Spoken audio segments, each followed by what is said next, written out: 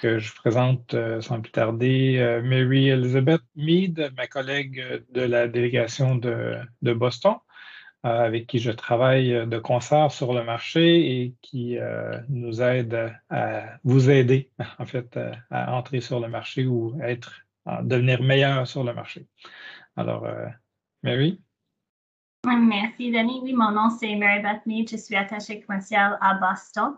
Alors, comme Denis a dit, mon rôle, c'est vraiment de vous aider dans le territoire, dans les 6 États de la Nouvelle Angleterre, pour vous présenter aux acheteurs, aux distributeurs et dans ce cas, aux courtiers et aussi d'autres partenaires sur le territoire.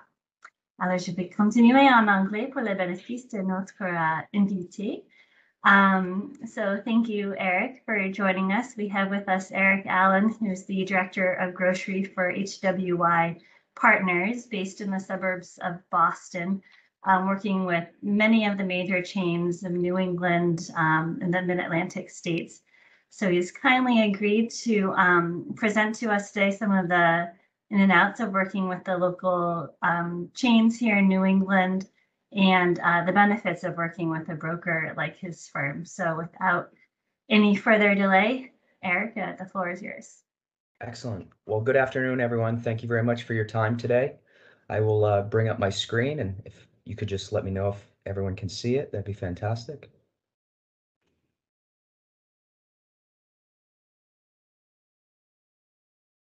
Yes, we're good there. Good. Excellent. I'll start just by sharing a little bit about myself. My name is Eric Allen. I have over 20 years experience in the CPG industry. I started my career in finance with Coca-Cola. From there, I moved into category management roles with Coca-Cola. That was on the West Coast in California. When I moved back to the East Coast, I actually worked for PepsiCo, which is the area that I'm from originally. And I worked in financial roles and sales roles for PepsiCo. I spent a little over 10 years at PepsiCo and left PepsiCo and went to Kraft Foods and worked at Kraft Foods for many years and managed a sales team of approximately 30 people calling on customers in this market. And that's really where I developed a deep understanding of this market in several different categories, which is why I made the jump about 5 years ago to come into the brokerage business, which is really kind of the opposite of most people. Most people start with a broker and then go and work for larger manufacturers. I've kind of done the reverse, and it's really revitalized my career. It's every day is different, and we get to work with a lot of great companies like yourself and call on different categories, different customers. So there's always something new and exciting. We have a strong expertise, and I have a strong expertise in developing brands in all center store grocery categories. That's not to say we can't branch out into others. We're masters at making new relationships, and we have networks at all of our customers that allow us to do that. And then on a personal level, I live just north of Boston, Massachusetts with my wife and my 2 boys. And in my free time, I'm an avid mountain biker. I'm moving on to share just a little bit about our organization. We're called HWY Partners. We have 4 offices in the Northeast of the U.S. Our one office is in Natick, Massachusetts, which is just west of Boston. We have one in Ballston Lake, which is upstate New York. We have one in Paramus, New Jersey, which is just outside New York City. And then we have one in Shillington, Pennsylvania. And those are all strategically located based on where our customers are located. So we try to have local representation at all of our customers. So our account managers not only call on these customers, they shop there, they live in the communities. So we have deep relationships with our customers as a result because we're neighbors with them. And then just a little history about us, and the picture at the top is a little bit of an eye chart, but our company actually started as a retailer, and this is a 3rd generation family-owned company. Currently, Betsy and Andy are the owners, co-owners, and their brother and sister. The picture at the top is actually their great-grandfather, and he started in the grocery business with a store in Lynn, Massachusetts in 1910. And you can see there's actually a little horse carriage there, and they were delivering groceries before Amazon was. So they had the idea originally, I guess. And then after the Depression, They got out of the grocery business just because it was very difficult, obviously, during that time. And they got into selling confectionery for the Tootsie Roll Company in 1927 and remained a sales representative for them for many, many years. And then really the company as a broker served as a confectionery broker for over 60 years. And then as the industry really began to consolidate and change, in 2000 was really when the organization started to change and ready itself for kind of the new world in the CPG industry. And we created a consolidated sales network, which is a network of like-minded regional brokers like ourselves that can cover the entire country. So we have partners that we work with to call on Kroger and to call on customers out west or Publix down in Florida. So if that's something that's of interest, we can certainly talk about that more down the road. In 2001, we moved our headquarters to Natick, Massachusetts. In 2005, we purchased Grant Sales, which is in upstate New York, so we could expand our footprint into that market and call on some strong regional grocers in that area. Also, in addition to being grocery and convenience and club brokers and mass and drug, we also have a premium broker network, which focuses on vending and food service and specialty. And then we continued with our acquisitions and purchased the office in Pennsylvania that you saw in the previous map. And then we purchased Golick Martin, which is the Paramus, New Jersey office. So that really allowed us to kind of connect the dots in our geography. And now we represent an area and can call on all of our customers within that area by having all 4 of these offices. So that gives you a brief overview of our history.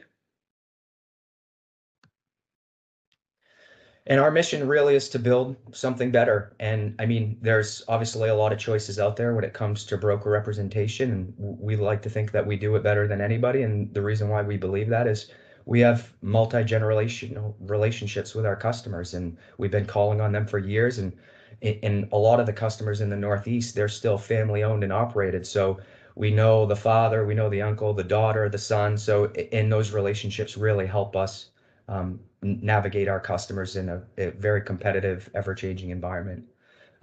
With all of that history and the legacy that we have in this market, we also embrace new business practices, and we have cutting-edge technology. We are category captains in a lot of categories and leverage IRI data. We do planogram work for our customers. So while we still use the old school approach to managing our relationships and partnerships, we also acknowledge that the business has changed a lot, especially in the last few years, and we leverage technology to help us do that and manage the business effectively. And we have a strong foundation, and we're focused on building a sustainable model. So we have a saying that we don't want to sell something just once because that doesn't do any good for anybody. We want to establish a business, and a business that's 3, 5, 10 years down the road that we're still having with the customers in this market, because that's how we're able to create a good business model for our partners, our customers, and our firm. And one thing that Betsy and Andy have done a great job over, especially the last few years as we've expanded into new markets and as they've acquired other offices throughout the Northeast, is to go out and hire the most talented people that are close to the customer. So, for example, when they hired me 5 years ago, the reason they reached out to me is because they bought the office in New York and they didn't have a whole lot of knowledge and understanding of that market. I was working for Kraft Foods at that time, and that was actually my area. And I called on Wakefern, and I called on Wegmans and Tops and Price Chopper and all those customers that they weren't familiar with.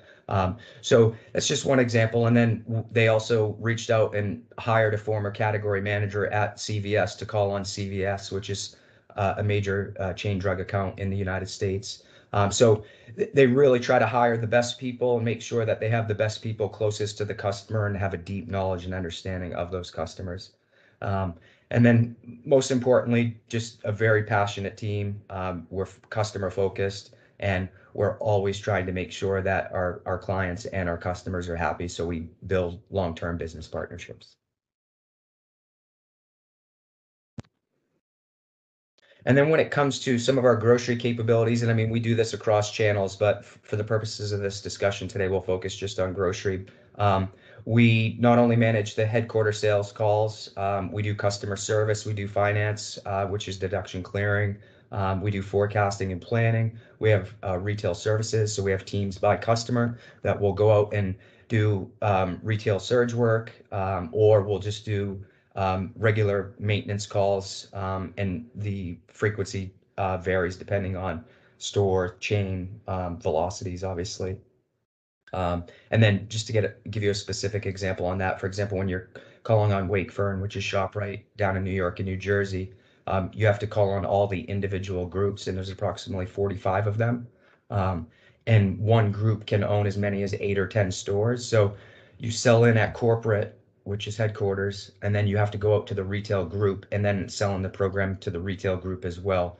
So those are some of the things that differentiate us from our competitive set. Not every broker will call on the groups, but that is something that we do. And then from a category management standpoint, we have 3 dedicated analysts. We have full IRI access to every category.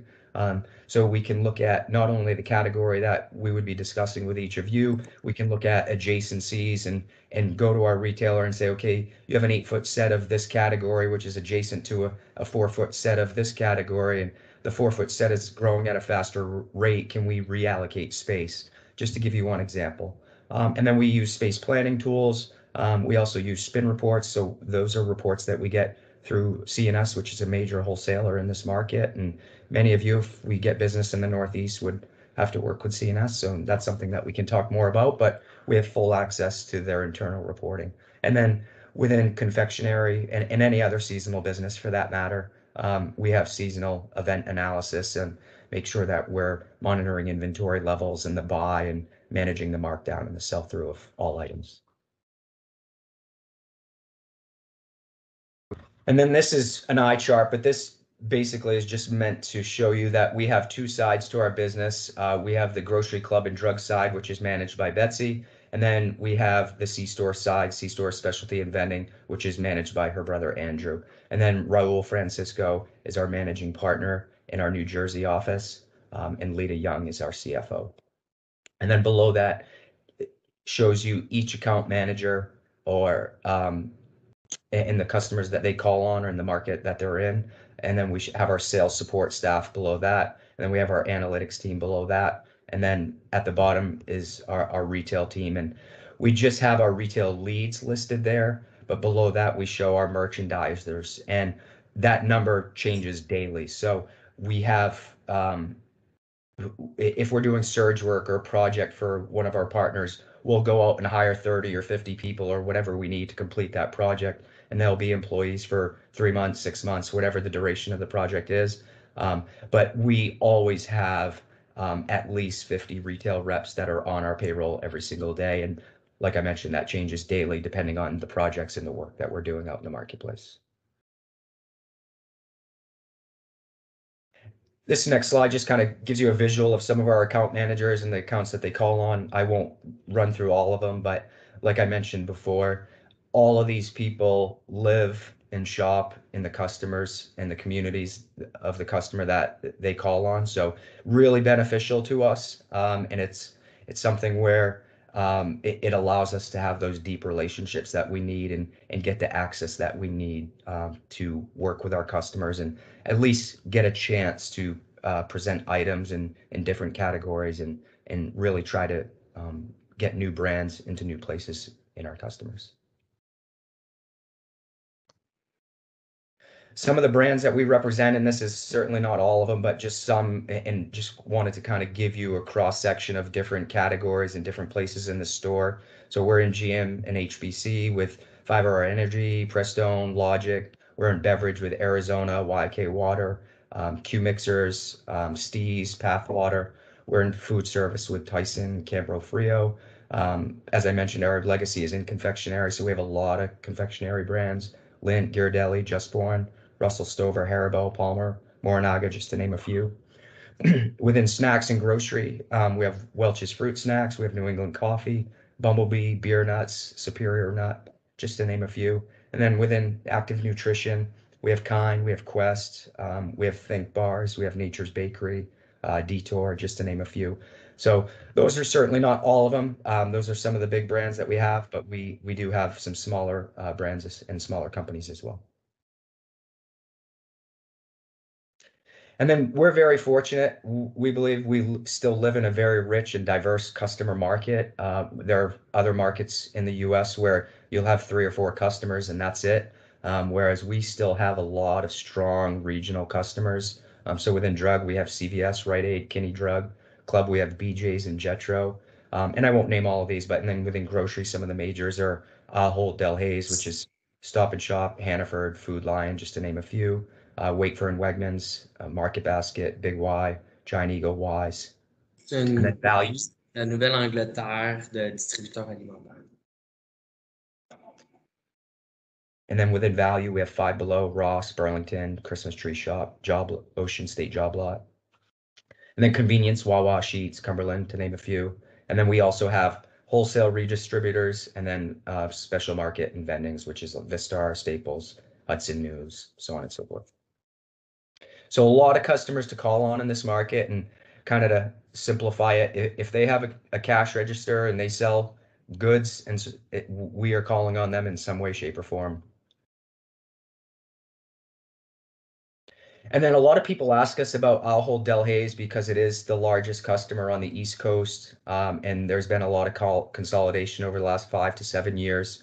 So Ahold Delhaize is Food Lion, Hannaford, Stop and Shop, Giant Landover, Giant Carlisle, and they have roughly 2,000 stores, 2,200 stores, all on the Eastern Seaboard in the U.S. And we have individual account managers that call on each banner, and then we consolidate all of the info to Betsy just to make sure that we're offering all the same things.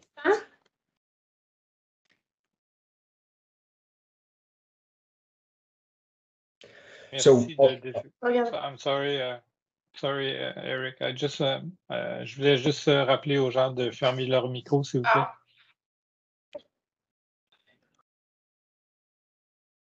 Merci. Sorry. Go ahead. That's okay. So I share this slide with the group just because, like I said, it's the largest customer on the East Coast. And when we start talking with potential clients, they always ask us if we have an Ahold Delhaize solution. And we do have one team that calls on this customer in each of its banners. And our recommendation to everyone, whether it's us or another broker, is to call on this organization as one entity, because we find that when you have different representation or different account managers calling on each banner, it usually gets pretty messy quickly, because one of the things that we always need to make sure with this customer is that programs, funding levels, everything is consistent. It doesn't need to be the same, but it just needs to be consistent. And by calling on them as one organization, it allows us to do that.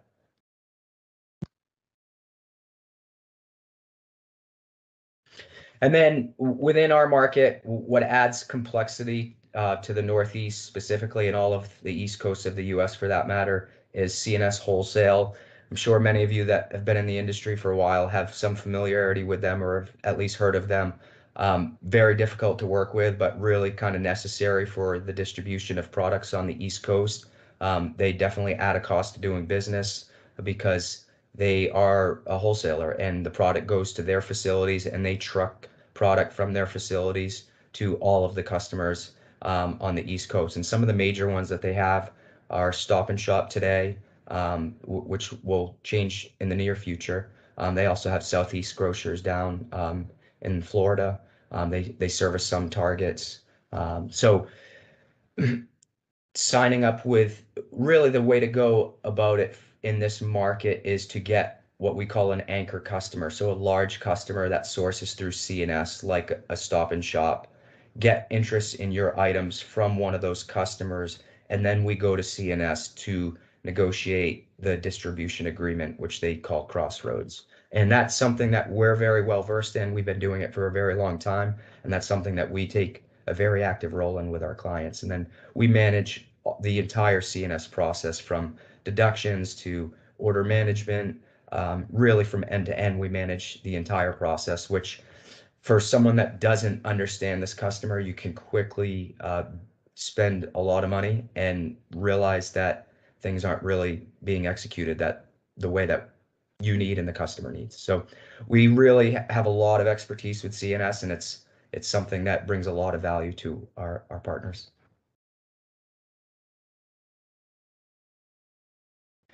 And then just for the purposes of this call, I did a little bit of a deep dive on some of the customers in the Northeast, just because of proximity to where all of you are located, and for the reason that they buy direct.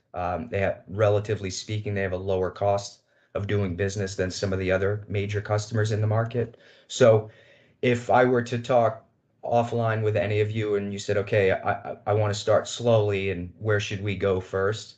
These would be the customers that I would share with you. And if we were talking about upstate New York, I would mention maybe like a Price Chopper or Tops or a Wegmans. But since we're only talking New England for this call, this is really where I would focus. Hannaford, they have 185 stores. They're part of Ahold Delhaize.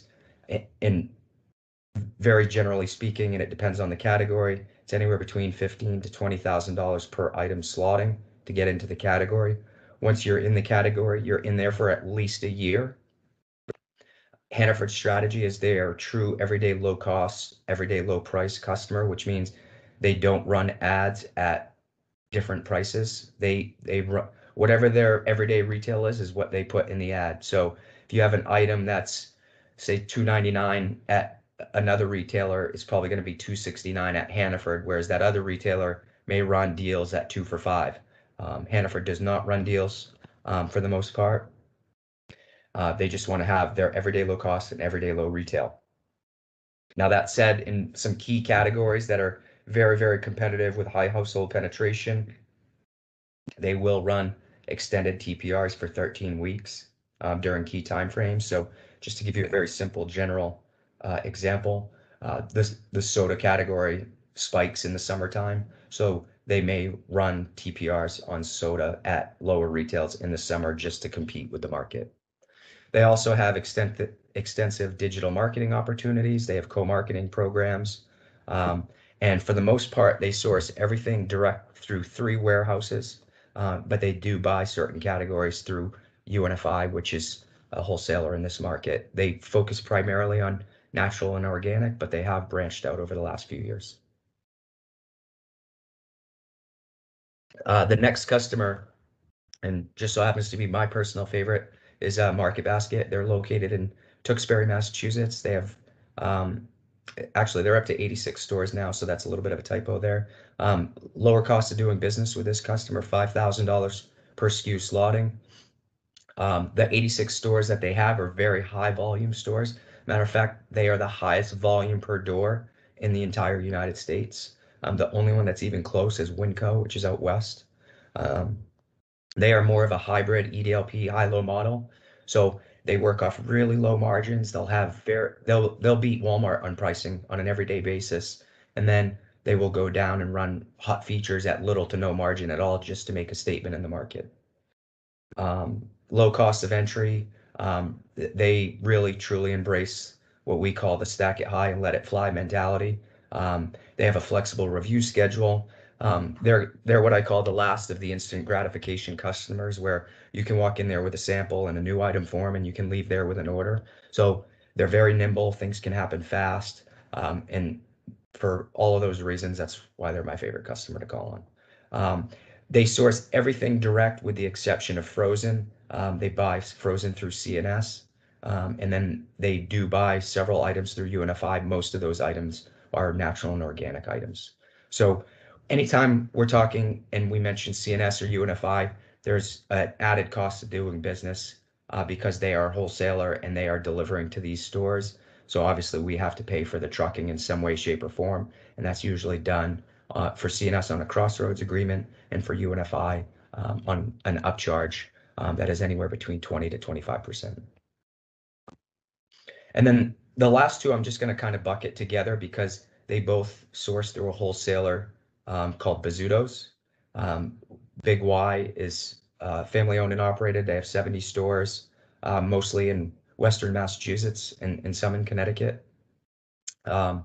$3,000 per SKU slotting. They are an extreme high-low operator, which means their everyday retails are pretty high, and they'll do crazy deals where they'll do buy two, get one free, or buy one, get two free. And but they also offer locked-in savings, which is TPR programs.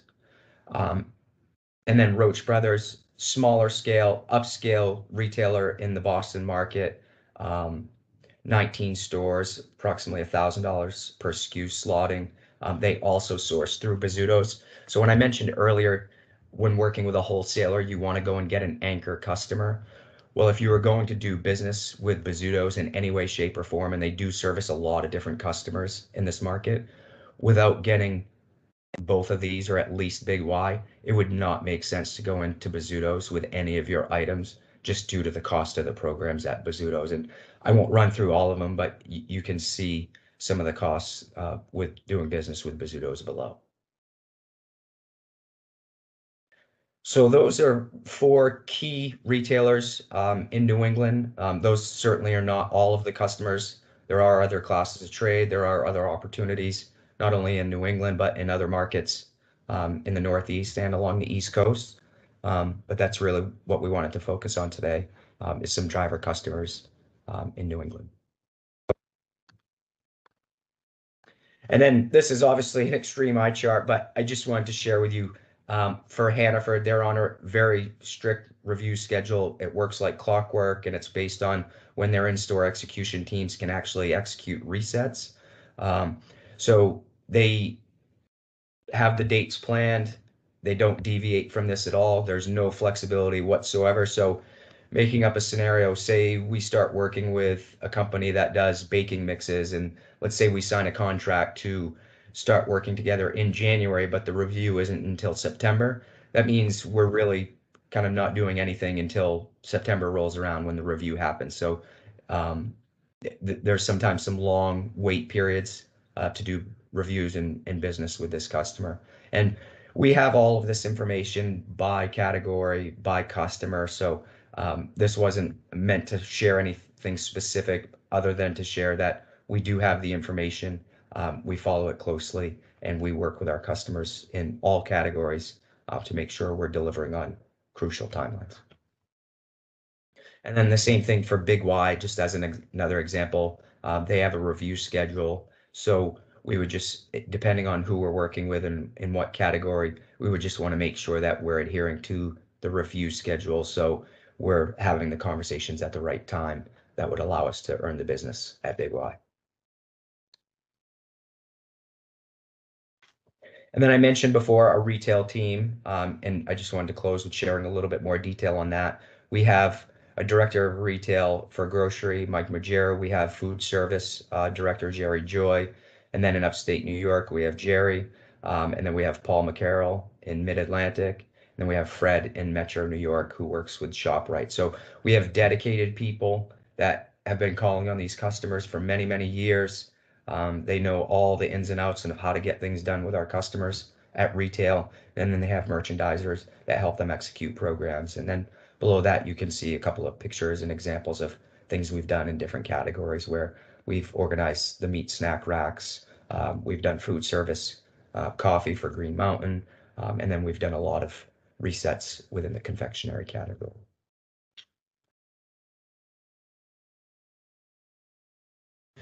So those are all the slides I had for the group, and just would like to thank you again for this opportunity to speak with you today and open it up to any questions or comments you may have. I can kick us off with a question that I had.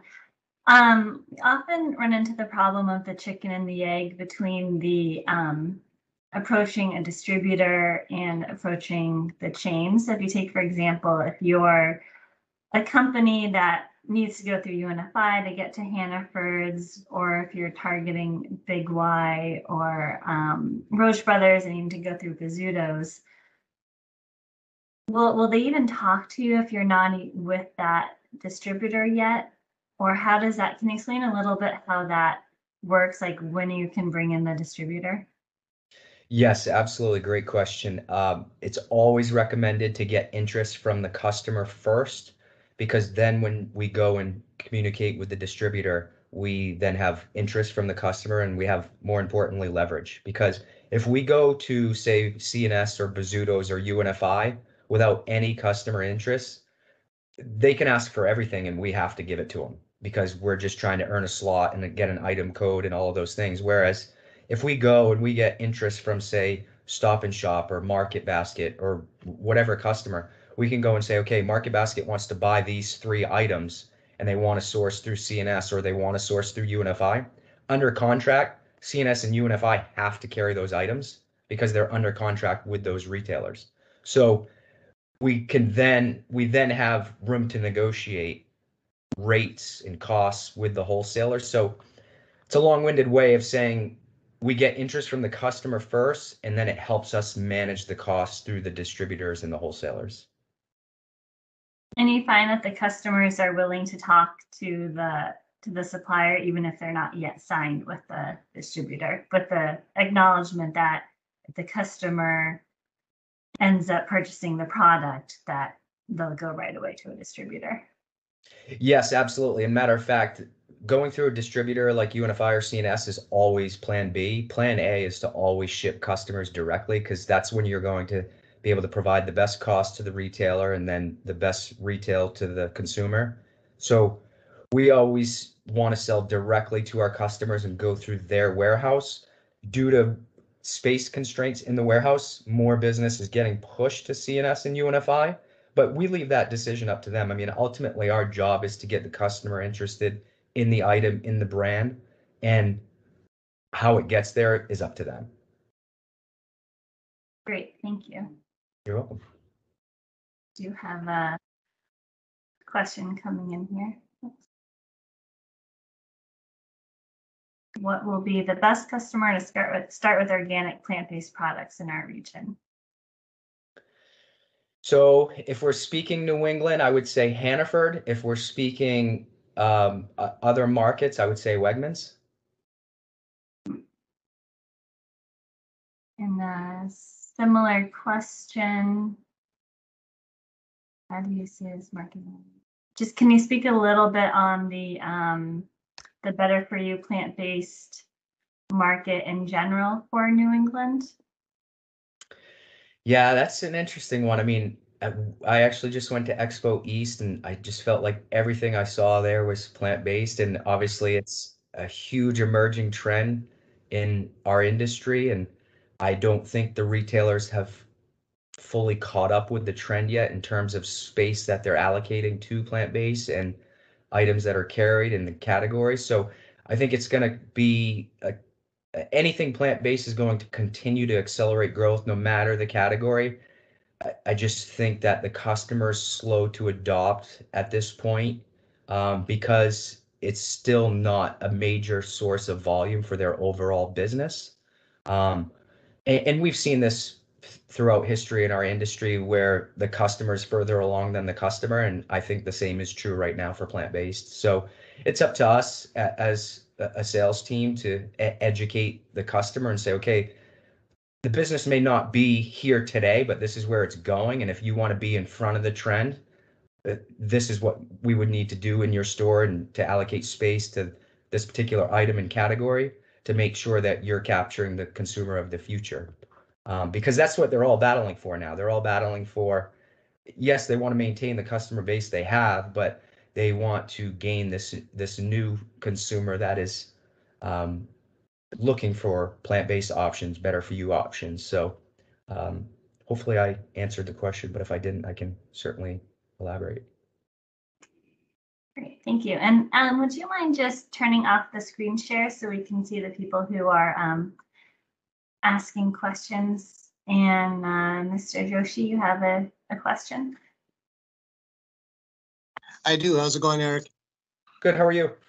Excellent. So I'm the managing partner of Greystone Premium Organic Teas. We're based out of Montreal, Quebec. We've been doing a lot of business in the Northeast area through the TJX companies, Burlington stores, Ross stores of the world. Do you think that that type of exposure in your area specifically would help as far as reaching the more traditional retailers in the area, just because it's something that has been, I guess, in that market for a while? I do think any exposure you can get in a market obviously works in your favor. In our experience, when you have those customers as your first customer in this market, it's always best to make sure you're going to grocery customers and other retailers with very different items, so you protect that business that you currently have. Because the last thing TJX or Ross wants to see is an item that they carry at any of the grocery retailers that we just talked about. So yes, it absolutely helps you, but I would just caution you to be careful and make sure that you're offering a unique and different proposition. I get it. Thanks. You're welcome.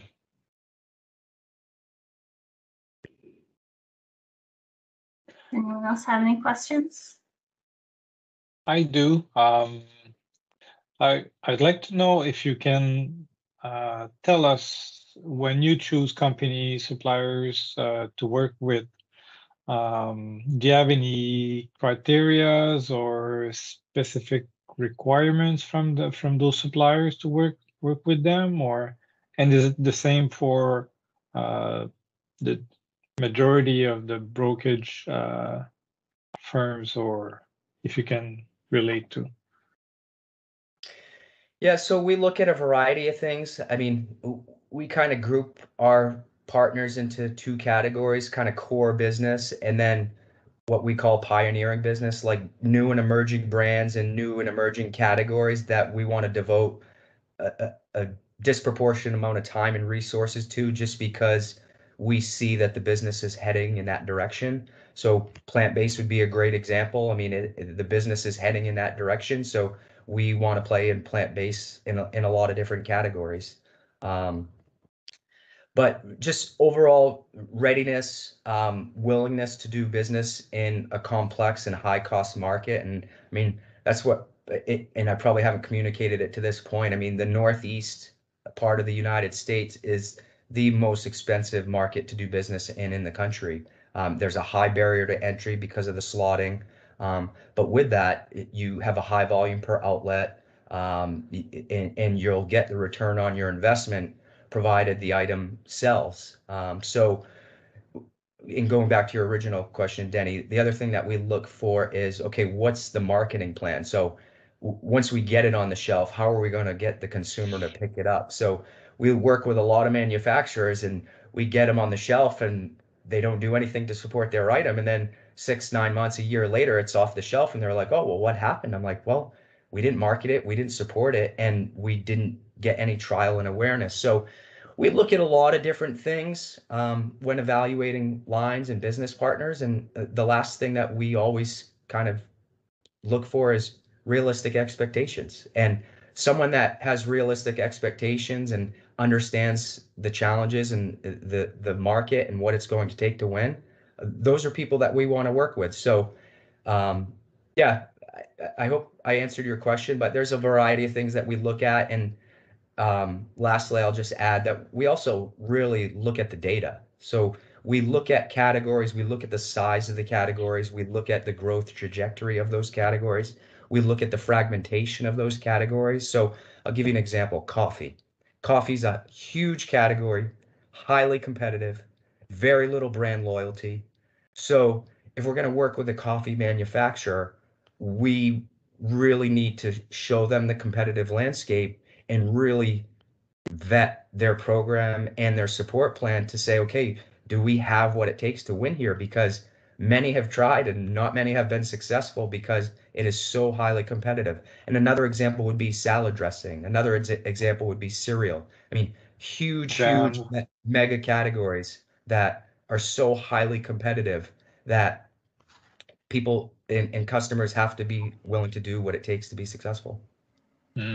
So in other words, what I can remember from this is be realistic, but also bring a budget for promotional plans as well. Because if without promotional plans, you have to have a pretty good product to succeed. Or even if you do so, you need the promo plan. Absolutely. And I would also say think longer term. The ones that are very, very successful, in my opinion, when they present to a customer, yeah, we spend the majority of the time in a new item meeting talking about innovation and what we want to do in year one.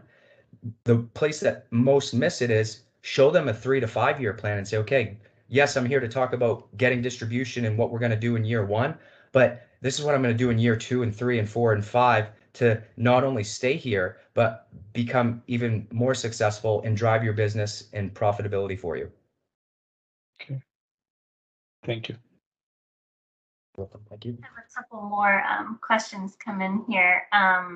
Speaking of budgeting, if you can speak on the commission rate and if you have an upfront fee for new exporters, companies new to the market.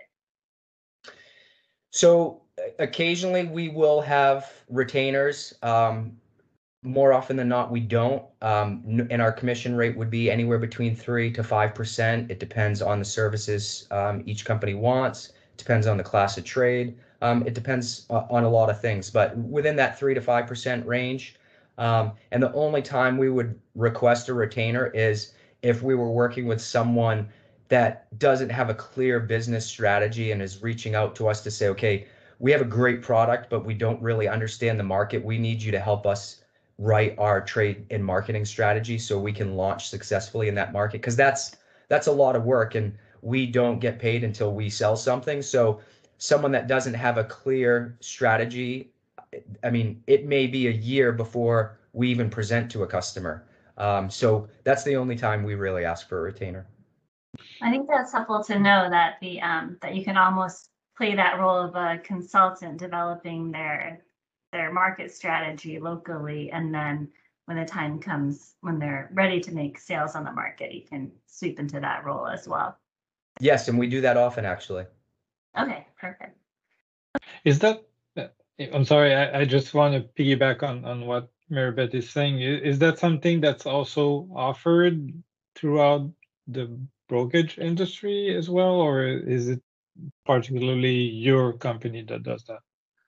Every broker in my expertise handles it differently. Some brokers don't believe in retainers. Some do.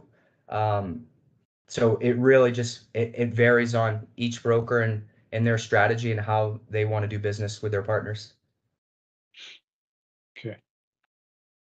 And we had another question specific to companies, buyers that have a strict category review schedule.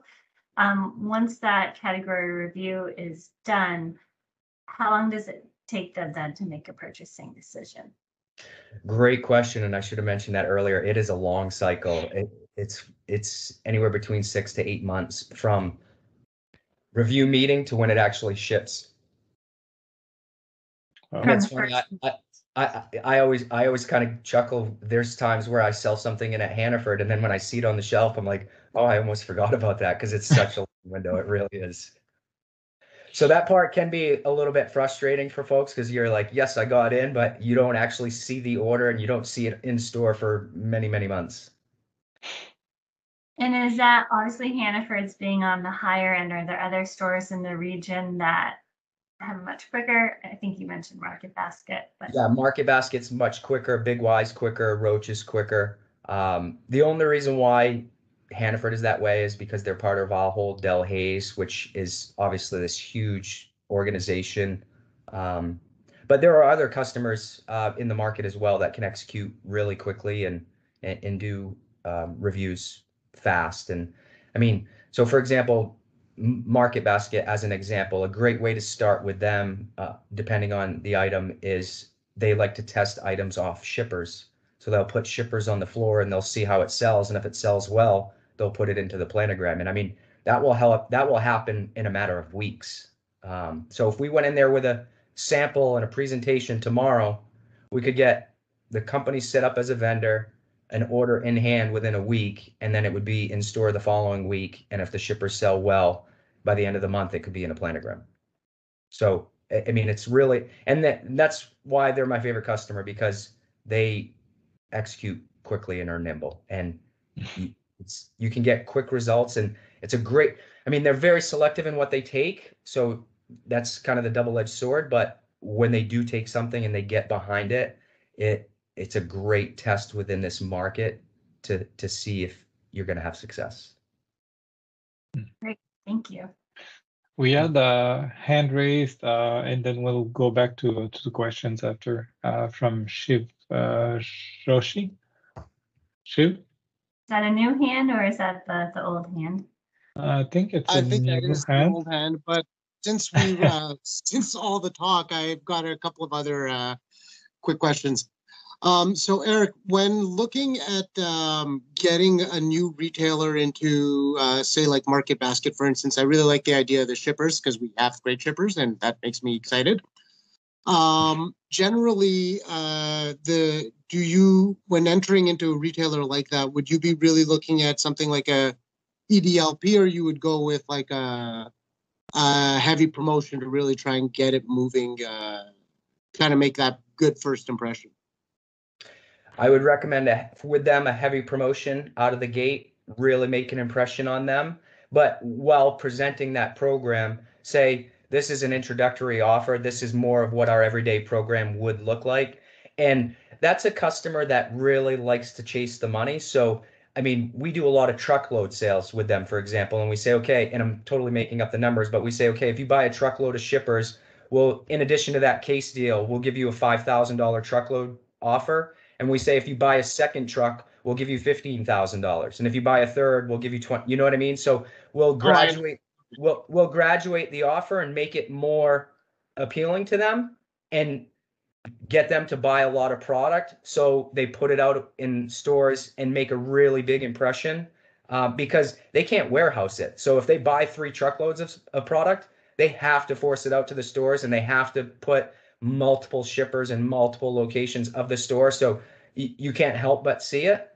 And being aggressive in that way in your initial offer would allow you to do something like that. And that gets them excited, and they get behind it in a big way. And they're a company that has really built a lot of brands over the years in this market. And I mean, like Ken's salad dressing, for example. I mean, now it's an old brand, but Ken's salad dressing used to just be a salad dressing that you got in a market or a restaurant here in the United States. And now it's one of the largest salad dressing brands in the country. And they started at Market Basket. And there's a whole host of examples like that. There's a chip called Food Should Taste Good that started at Market Basket. And they really like to take new brands and make an impression. And as you can tell, I love starting with them because when they like something, they get behind it in a big way. And you as a manufacturer, if you're willing to get aggressive with them, they'll get behind your products. Sounds like a perfect match. I love it. Awesome. Thanks a lot, man. Great, great insight. Great, thank you.